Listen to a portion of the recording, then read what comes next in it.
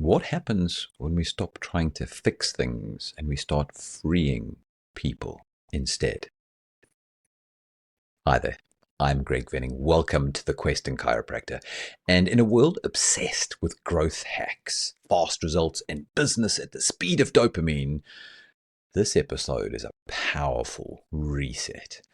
Mark Postles has been a guiding voice in chiropractic for over 5 decades, 50 years, and from founding colleges to mentoring hundreds of chiropractors, his journey is one rooted in truth, a deep truth, that nature is wiser than we are, and it's never in a hurry. So in this episode, Nimrod and Mark are going to cover the moment Mark remembered his purpose at age 6 and realized that his purpose is remembered, not chosen, that legacy is built on consistency and not ego. It's not what we leave, it's what we live. The wisdom of nature trumps the impatience of commerce. And most importantly for us at Quest, a key lesson here is that coaching isn't about pushing, it's about piloting. Using a nautical metaphor, Mark shares why Quest, our approach, is so very different from guiding chiropractors through their own storms in their own vessels with reverence for their own values. This is another powerful episode. As you listen, if you know that a friend or a colleague could benefit from it, please send it on to them. And consider giving us up to a 5-star rating on whichever platform you listen to. This really does make a difference for us. If you're watching on YouTube, please subscribe. It really gives us fuel to create more powerful episodes for you. Listen on. Welcome to the Questing Chiropractor podcast. We help you grow as visionary, vital, and capable chiropractors who are always on. We do things differently as we help to elegantly awaken your innate wisdom within. We help you create robust, predictable, and trustworthy practices that serve oceans of people and yet still have free time for yourselves and your families.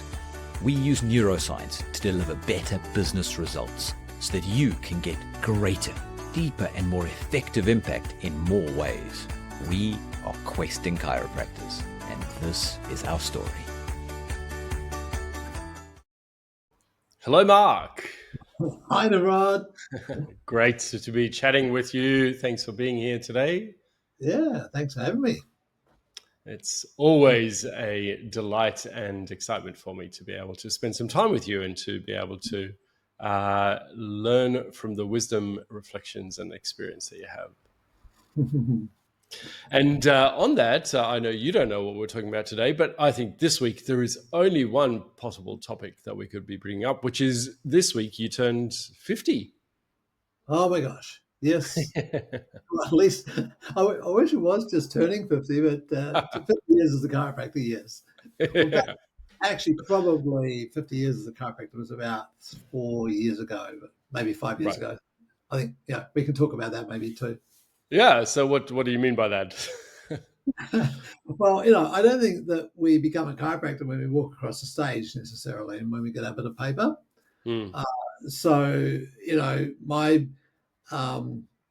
origin story when it comes to chiropractic was many years before that. Began my journey to doing what it took to walk across the stage. Yeah. And I felt like, that was me from a given moment. Yeah. I know you've told that story a few times, and I'm sure our listeners can find that. I think Greg recorded a good origin story with you. But actually, I've never asked you, looking before that into your childhood, what do you think were some of the factors that led you to say, "Oh, wow, this is what I'm destined to do"? Okay, well, that actually comes from a retrospective story with my mum, who, and just a little bit of history, and I have mentioned this once or twice, but I don't think on this platform, that the story goes that, well, firstly, I have a younger brother, and then we also had another younger brother. So I was 6, and my next brother was down with 3, and the next one down was born with hydrocephalic symptoms. In those days, it was like, look, leave him with us. we'll look after him. He's going to die real soon. So, get on with your life. Be a good girl and just go off and do your thing. And that was Mm, sort of the approach to mm, the stints and that sort of stuff went there. Wasn't drainage for the CSF and so on. So that was Murray, and Murray was, and I distinctly remember this when Mum reminded me of it.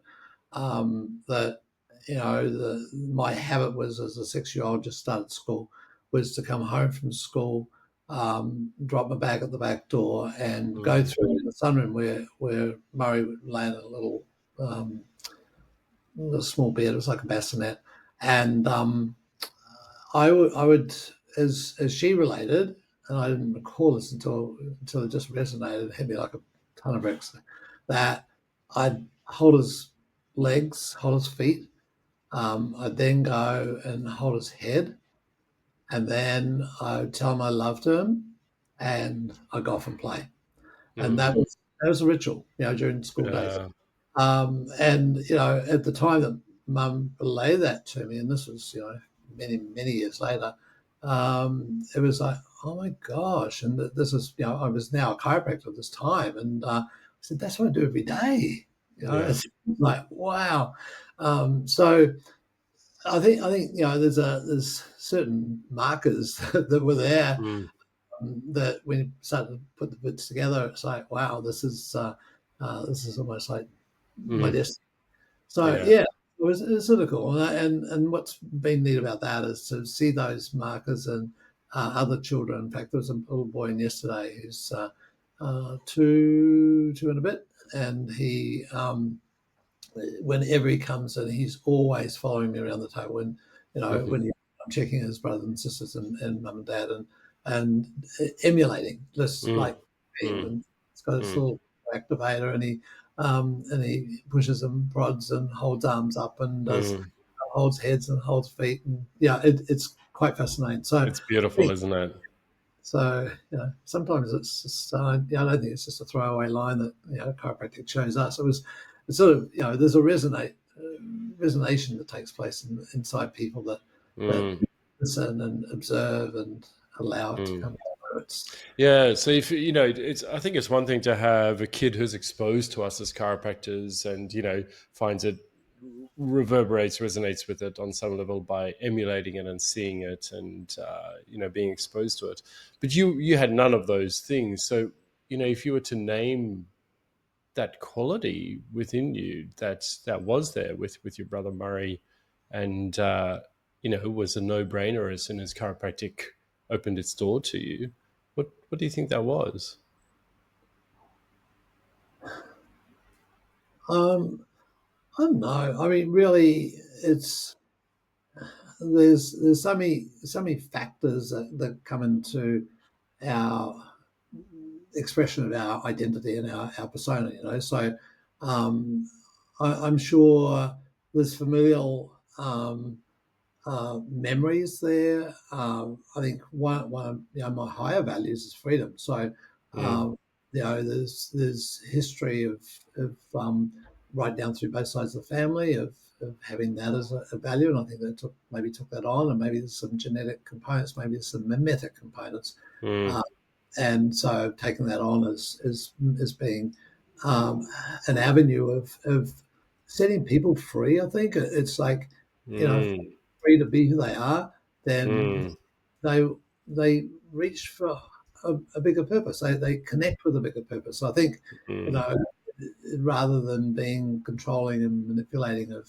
people, it's to allow people to be free of interferences that allows them to seek out their higher purpose. So mm, um, this is probably one of the reasons why it's led me into coaching, because it's like this is the ideal opportunity for us very gently and quite subtly at times, to connect with a person, a chiropractor, and allow them to experience what it takes to be at a level of a choice, and a cause rather than at effect. If mm, we're sort of just dealing with um, being an ambulance down the in the in the trenches of patching people up. There's not a lot of choice there. It's just we do what we got to do and do the thing. And I see so many chiropractors being burnt out by the fact that they don't have a big enough vision. I don't think we ever Yep. get burnt by doing too much. It's always doing Yep. too little or Yep. being too small. So probably freeing people up to be who they are, to rise to their calling. And Yeah, beautiful, beautiful. And so on that topic, bringing it into the coaching and how through what you do free people up to express their fuller self. And if we look back at that, some of the strong themes that you bring out with coaching is it's useful to look back to know where we are and to know where we're going. And that's what you're doing somewhat here. It's 50 years since you've crossed the stage, and a few years before that, before you heard the word chiropractic and entered that pathway. And then we go all the way back to your childhood, and you brought up some intergenerational things. There's this beautiful idea of what we inherit from the mental conscious space of who we are as we're coming into this world in this current form. How far back is it useful to look? Well, they say 7 generations. Yeah, I mean, I think it's interesting, in terms of what we take on to be true and the perceptions that we have that then become our identity, which may or may not be true. Well, in fact, it isn't. I think every time we have do an identity, then that is a deviation from the pure essence, because pure essence is no form and no time and no space. Yep. So anyway, but that's woo woo in terms of practicalities of the day. However, I think if we see something or experience something that is abhorrent to us, we do make a decision to do the opposite or do other than that. In many circumstances. So in other words, a negative creates a positive, or maybe a positive creates a negative as well. Yep. Mum was really kind to everyone, therefore I'm going to be mean to people, or the other way around there. So Yeah. I think we do operate in this world in a polarity context. So we do whatever's sort of we're getting too much of. We tend to go the opposite direction, particularly as teenagers. And often, those values are transitional too. Yeah, right. So if you do, think it's useful to look back 7 generations and to see where we've come from, and also that push-pull is so evident in what we created and formed for ourselves in our own infancy and childhood. As you said, those negatives create positives, the voids create the values, which become our beliefs and our perceptions, our identity. How much of that helps us understand, in a coaching perspective, where we are and our desires moving forwards, and also where we may be going? So pulling the arrow of time back to then stretch forwards as well. Yeah. Well, we're in this way in Quest, we refer to ourselves in a maritime context anyway, that we're pilots. There's the classic definition probably of coaching is something like making someone do what they don't want to do to get what they want to get, which is fine if it happens to be their pathway, but making them work a certain pathway doesn't guarantee they're going to get what they want to get, and it could lead them totally astray from their version of what they want to get. So I think to be able to connect with people in their vessel and their boat, their ship, so to speak. We have in Mooloolaba here, we have the pilot boat goes out from here to incoming ships into Brisbane.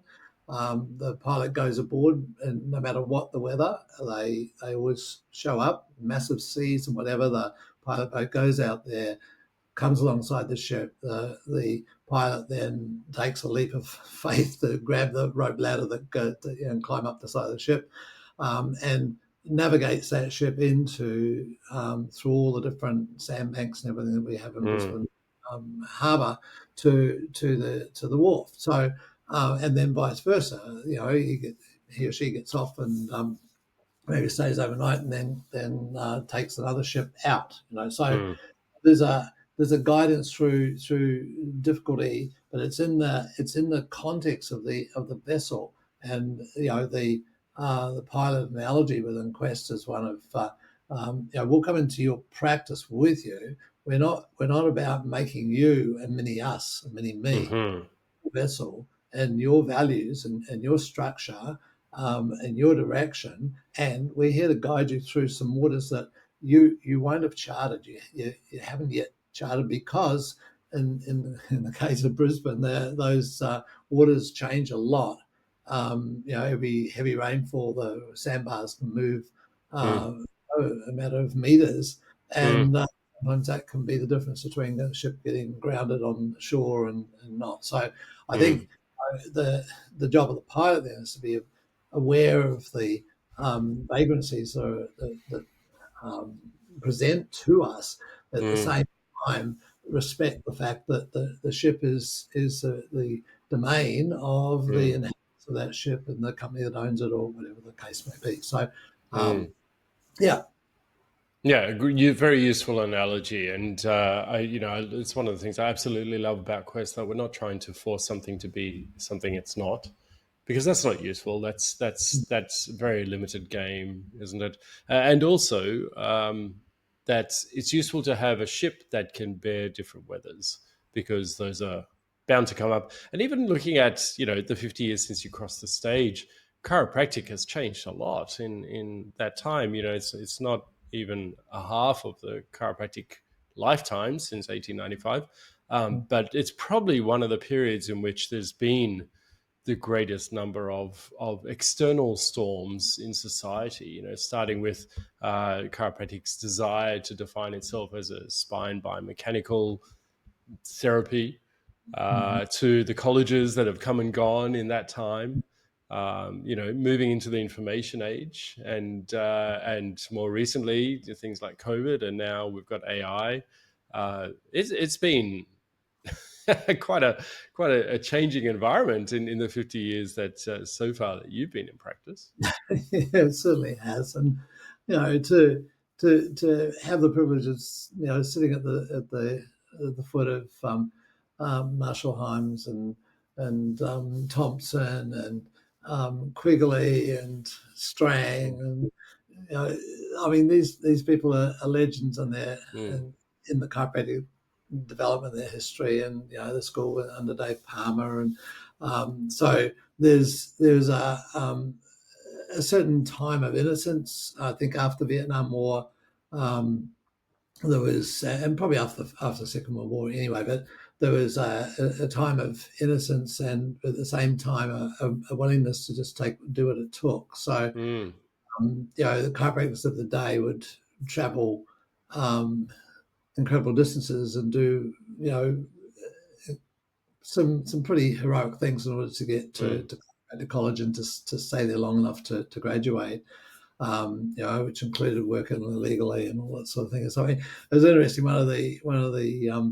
Um, the cars in Melbourne, when I came back, we set up an organisation for SOT, and Gaya Serbi was one of the students there, one of the cars in Melbourne. He'd been there for a number of years, and he was upgrading his skills, but he was telling us one day of his story, and both his parents went to chiropractic college from Melbourne, and we travelled by ship back in those days. So we went they went up to San Francisco, and they realised that they were pregnant on the way. But they, the 3 or 4 weeks up to San Francisco, and then they got an old truck that was like a pickup truck that started a very slow trip because the roads weren't particularly good in those days, or everything like that. They got over the Sierras and the truck broke down. Wow. Um, they they didn't have enough money to get it repaired as was required. So they got a local mechanic to cut the front off the truck and leaving the two back wheels and the tray, and they got a stick out in front of that, like a bit of wood, which they then pulled it, No and way. they pulled this thing. Was 2,000 miles, I guess, across to Oh, Iowa. But on the way, now this is many months later. On the way, then Gaia was born. So he wow. was born on their way to chiropractic college, Isn't that amazing?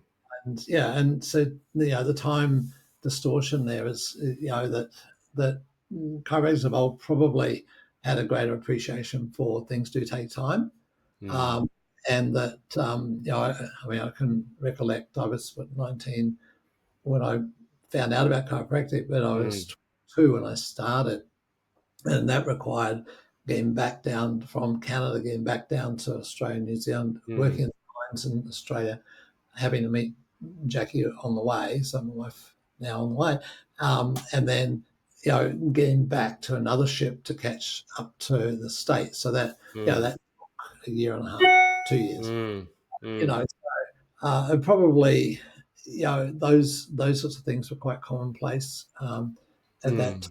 So we didn't have instant expectations or expectations of instant change, Yeah, and something that I think we possibly could do with considering more with our practice members when we're working with them. yeah, Um, that is endemic in society now is that we yeah, need straight away, and it's great that we've got AI and various aspects that allow our mental field or our cerebral field anyway, to work at a higher pace. And it mm, gives us a chance then for the higher touch that we have as chiros. That and I think as the tech gets higher, the touch has got to be higher to balance out for it. yeah. So it's really exciting times for us, in that Mm. context. Yeah. Yeah, yeah, and it's fascinating how our perception of not only time but also what we can expect out of the same unit of time. So how much can be done, as you said, when we're not pulling a two-wheel trolley behind us to cross states, we can instantly cross the world through the internet. And obviously the cost of travel has decreased and all those sorts of things. So given all of that, and you make a really good point that that's not how nature works. That's not how the body works. That's not how healing works. The time frame across which those things happen, as much as people love to hack, you can't hack it. It takes its own time. It's got its own rhythm. And when we try and force something to happen across a different time frame, so nature is probably the slowest rhythm here. Culture goes faster, governance tries to push faster, and then commerce is going at a crazy pace at the moment. And I mean, fashion changes so fast that I refuse to keep up. But what? So in practice, where it's useful to have people understand, nature has its own rhythm, and we need a lot of patience to allow it to unfold in its own process and rhythm. How do we do that in a world that is so used to things being instant? Mm. Well, I mean, it is. One of our overriding concepts around this in practice in our practice is like leave something for next time. Mm, That there's always the next thing, because we when we put an input into a person and that creates an adjustment by their body accepting that and utilizing it, their body is going to go to the next level of its competencies, the next mm, level ability to self-correct. mm, So, and we must allow time for that. And everything has a season. So, mm, for us living on the coast here, we're just starting to see now. It's just gone the middle of the year, or just about the middle of the year, and we're now starting to see a few whales starting to head north. Well, we'll have a trail of whales, and over the next 3 months, that are coming back from the Antarctic, um, to um, to do their calving up in mm, northern or in the equatorial areas. So Mm-hmm. then the mums and dads with their calves come back down south. Slightly different pathway. They come quite close. It's like close when they come south, and they've got their little ones in tow. So they're teaching them that Mm. trip, of thousands of miles down to the southern waters, and then they leave them there.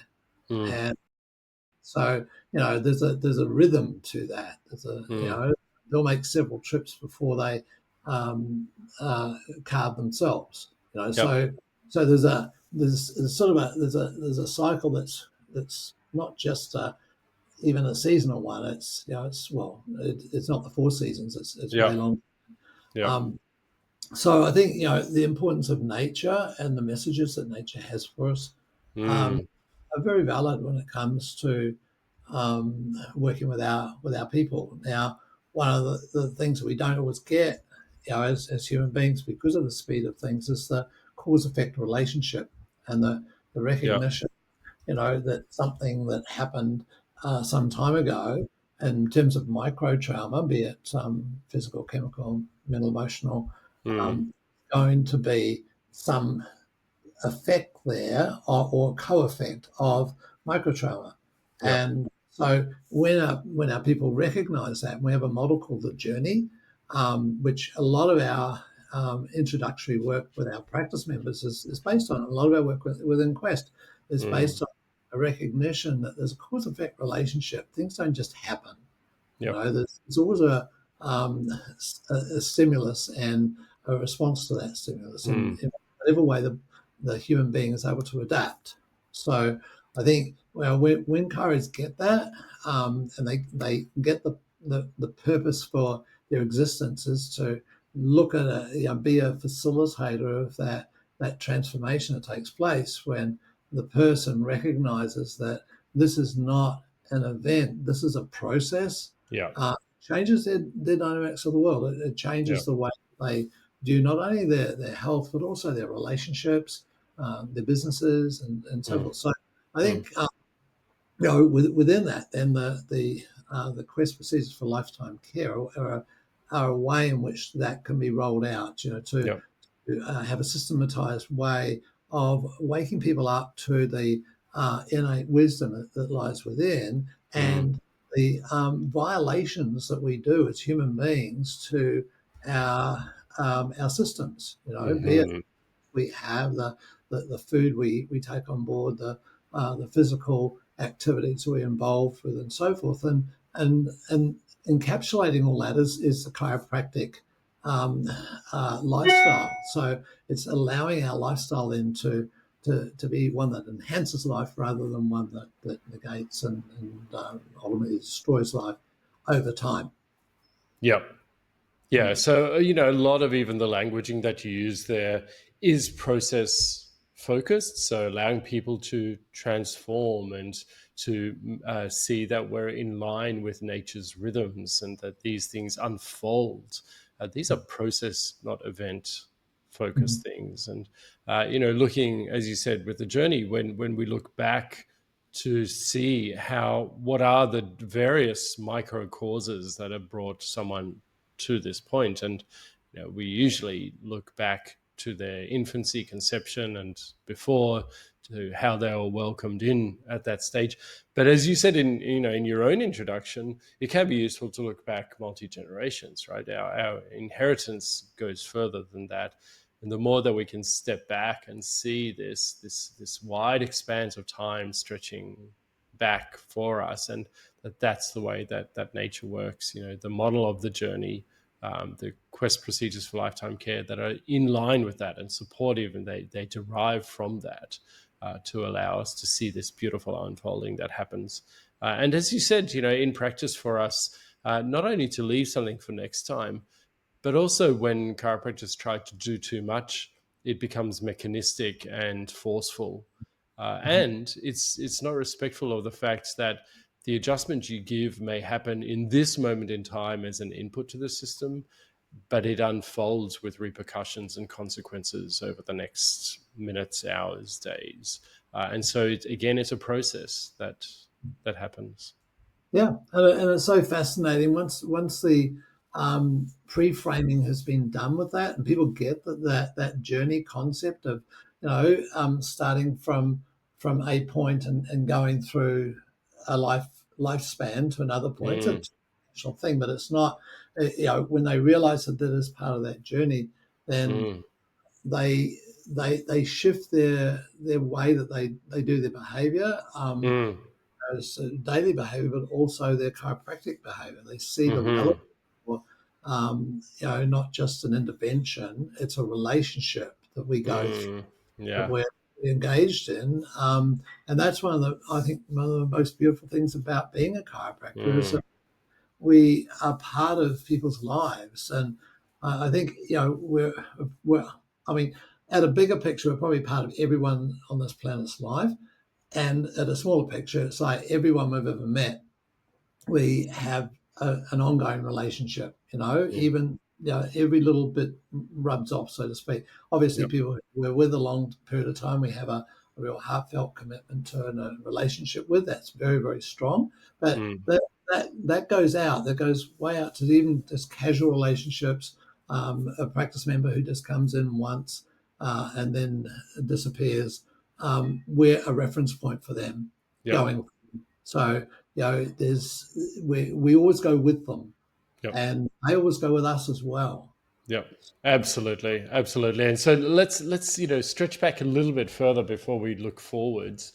Uh, so you crossed the stage in 1975, and maybe the making of the chiropractor was a few generations before that. So looking back at 1990s, so when you were in practice 15 years, so if you were to look at Mark having practiced now for 15 years, and the challenges and the excitements that were happening for someone who's been in practice for 15 years, what would your reflections be? What would your suggestions and recommendations and advice be to you being in practice 15 years? Okay, so yeah, it's interesting to bring that up because it does seem like they talk about the 7-year itch, um, and 14 years later, in fact, yeah, 14 years later, we got the itch to move. And I think, I sort of saw it at, seeing big volume. Mm, Well, it was big volume, 400 a week, sort of thing. So, yeah, it was reasonable. And I felt like I was sort of getting too big for the playground that I was playing in, So, mm, so we actually bought into something we didn't know anything about. It was like one of the worst investment decision making processes ever, I think. But mhm. there was this thing called software that was, I didn't really know what it was, but it was something about zeros and ones, Yeah. and you could put it together. We actually really spurged out. And we had a Commodore 64 uh, little dot matrix printer, which we thought was amazing. Yeah. Um, and so some friends of ours said, "Well, we're going to make some software for chiropractic practices Mm, and in America." And we said, "Oh well, that sounds really cool. How does it work?" Well, it's really cool because you can, the average computer in a chiropractic practice at that point was about 40 megabytes. mm, Um, that was like the rip roaring hard drive. There's a real big yeah. one, and so and we've got this program. It's 15 megabytes actually, but it is a little bit big for the Mm, current computers. yeah. But we reckon we can sell it to chiros and it'll speed their office up, and so there's a lot of skepticism around this, and a Yeah. lot of big obviously, but we threw a lot of money into it, and said, well, if we're going to do that, we're going to go to the States too, and make sure this thing goes well. So moved the whole family from Australia up to the States. So we've been in practice for 14 years, just over, and sold our practice. We actually leased the practices out. We had two practices at the time, and went up to Washington State, Mm, and learned heaps. Learned heaps. Got into. I was charged with looking at the way that offices flowed, so systematizing particle flow, doing particle mm, flow.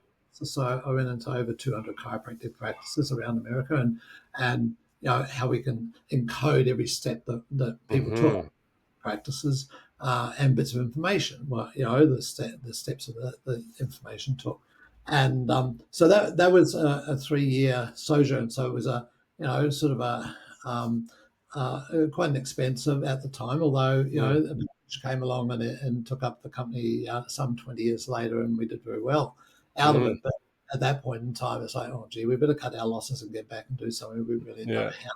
But at that point, that was in 1990. That was computers were. We didn't have mobile phones. I mean, Yeah, of course. I'd be dropping on my phone boxes to make calls. But so that was an interesting phase.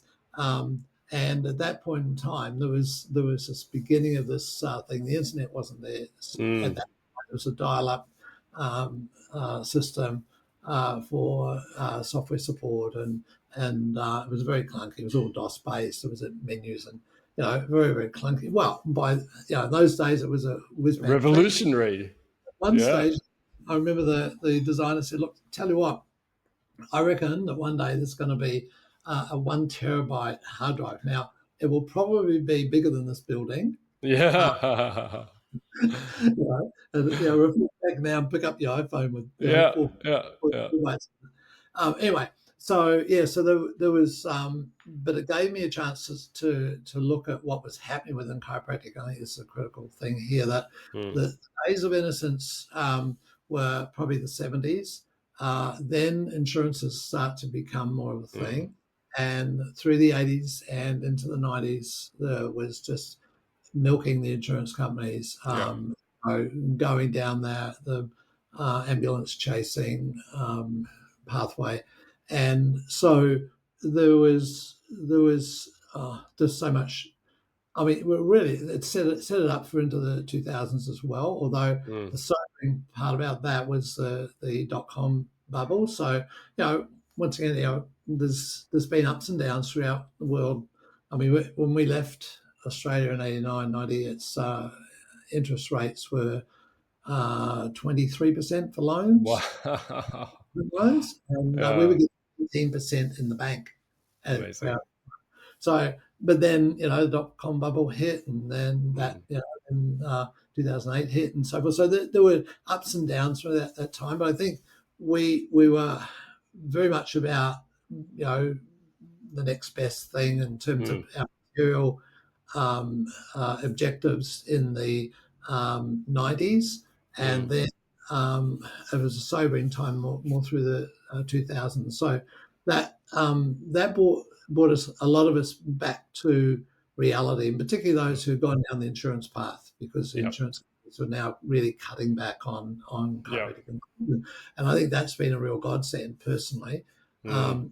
to that. But in the 2000s, I thought, well, we were back in Australia by then, and we're running the Quest program. It's just like these graduates are not particularly competent in terms of being market ready. So we were giving a fairly ad hoc Quest approach, and what was called Quest, and now really it's about institutionalizing tech rather Mhm. than trying to fix the damage of minds that have been so warped by a system that just doesn't fit it's not Yep. fit for purpose.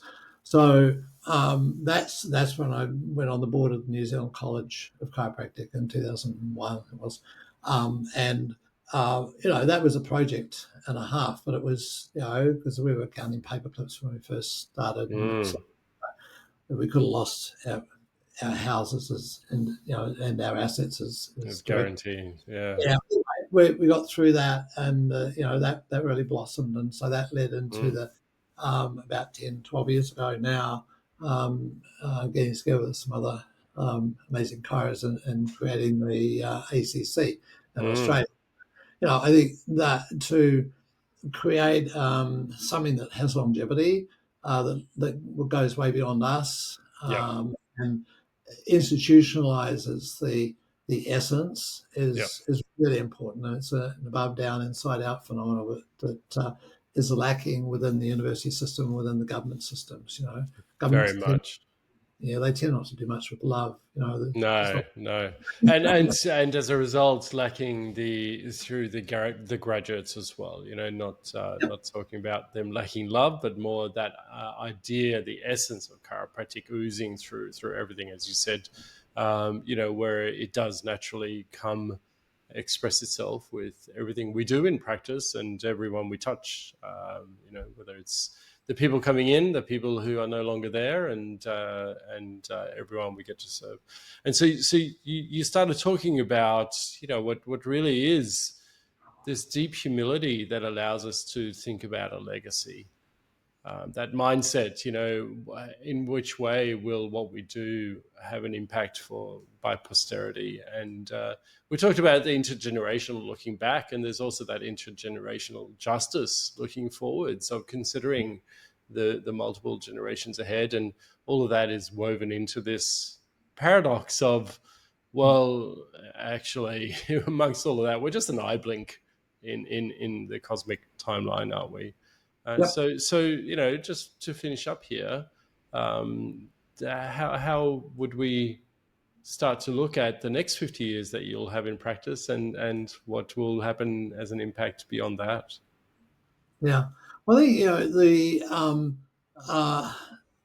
forecasting into the future is, so consider when you're driving, you look at the road ahead most of the time. Every now and then you glance in the rear vision mirror, and I think it's important to do that, to see how far you've come, and making sure you haven't left any carnage behind you, sort of thing. But essentially, the focus is ahead. Mm. Um, and so, if we're willing to vision cast ourselves in our profession, it's always, I think the key motivator of that is curiosity. It's like unknown, therefore, curiosity will drive us into that. Whereas if we're looking behind, well, we can be certain about that because it's evident. Mm-hmm. However, not very useful because it's in the past. So Yep.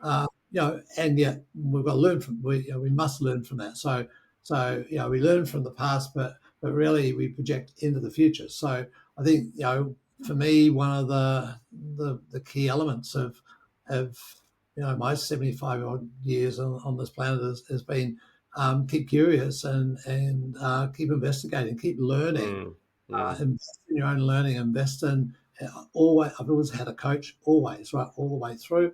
Mm.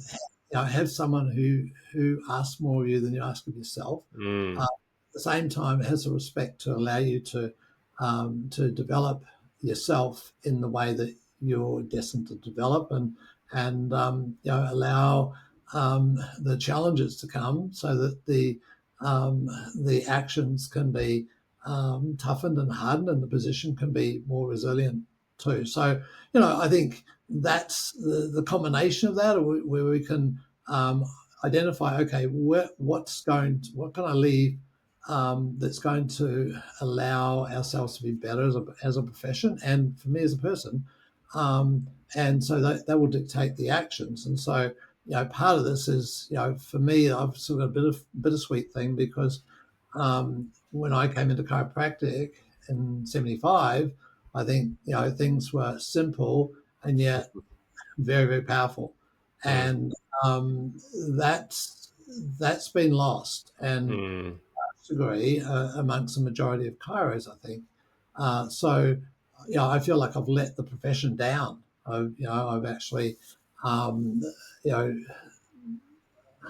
taken on something that's been magical and amazing, Mm. and get distorted and disfigured and somewhat decrepit.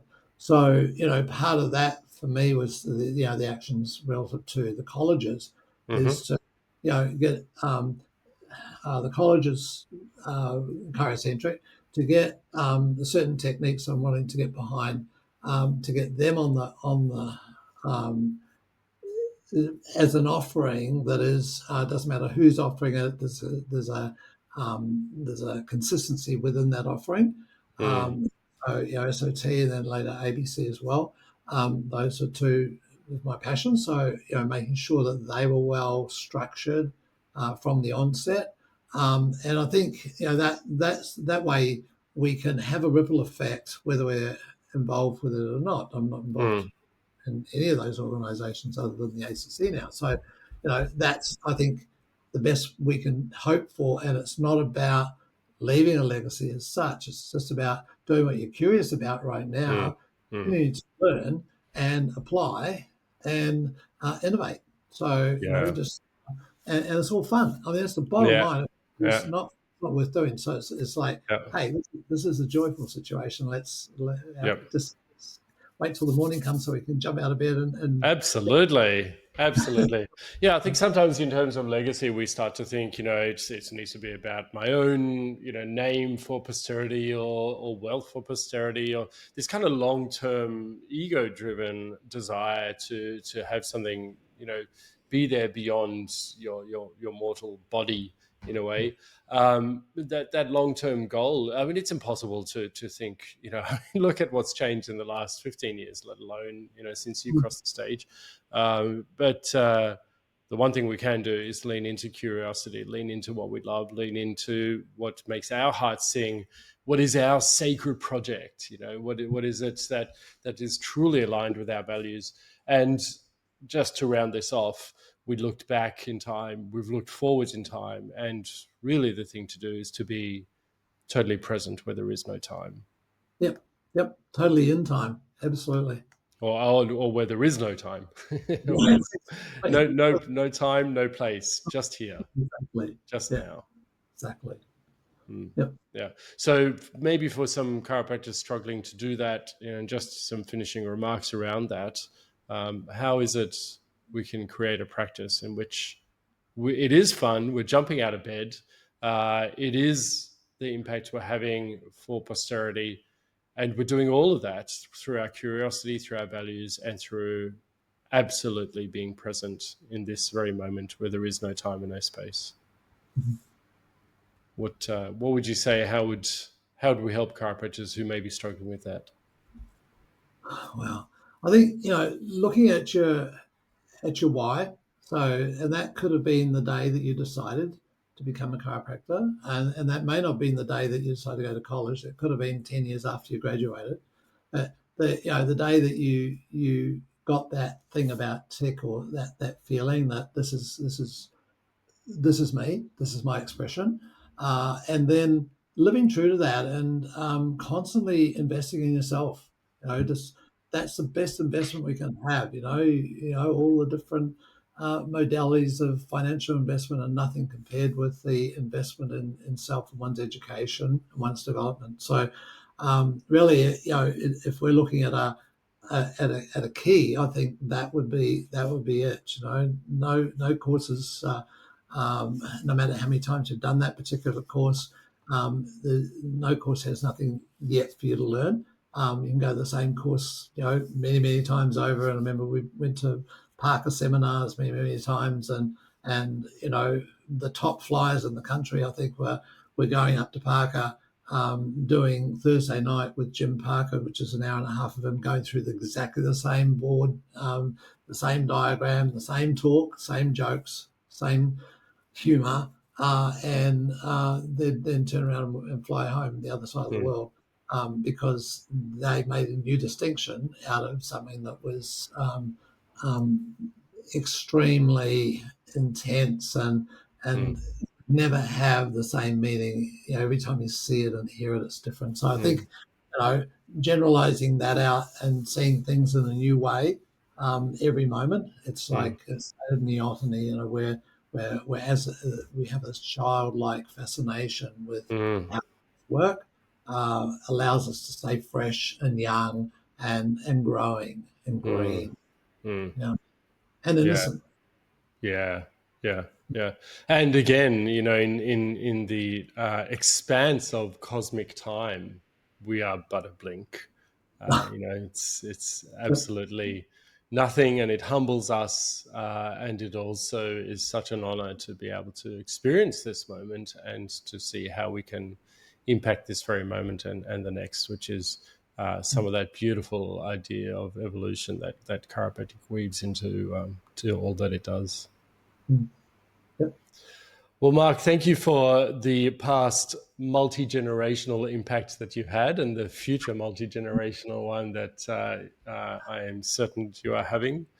And for your wisdom and experience and all that you share. It's truly amazing when I reflect on the best chiropractic colleges and associations that are currently present around the world.